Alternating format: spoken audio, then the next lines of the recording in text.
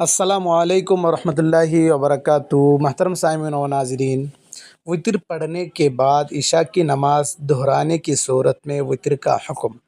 سوال: اگر امام صاحب نے عشاء کی نماز پڑھائی، وطر پڑھنے کے بعد امام صاحب نے یہ اعلان کیا کہ میرا وضو نہیں تھا، یہ اعلان کر دیں یعنی عشاء کی نماز ہوئی ہی نہیں، لہذا نماز لوٹائی جائے گی۔ اب فرض تو لوٹائیں گے، جو امام کی اقتداء میں ادا کیے وہ تو لوٹائیں گے، لیکن اس صورت میں وطر کا کیا حکم ہوگا جو کہ وطر کی نماز پڑھ لیے ہیں؟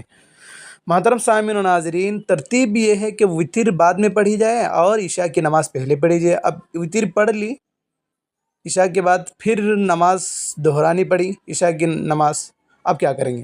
جواب: عشاء اور وطر کا وقت غروب شفق سے شروع ہوتا ہے اور صبح صادق تک رہتا ہے۔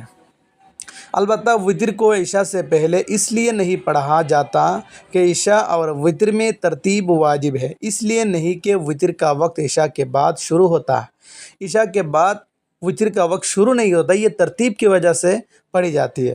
صورت مسئلہ میں امام ابو حنیفہ رحمہ اللہ کے نزدیک وطر کی نماز صحیح ہے، صرف عشاء کی نماز لوٹائیں گے، اس لیے کہ مذکورہ عذر کی وجہ سے ترتیب ساقط ہو گئی اور وطر اپنے وقت میں ادا کی گئی ہے، لہٰذا لوٹانے کی ضرورت نہیں ہے۔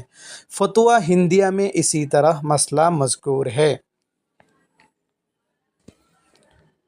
تو مسئلہ یہ ہوا کہ وطر کی نماز ادا کر لی، پڑھ لی، تو عشاء کی نماز لوٹانے کے بعد دوبارہ وطر پڑھنے کی ضرورت نہیں پڑے گی۔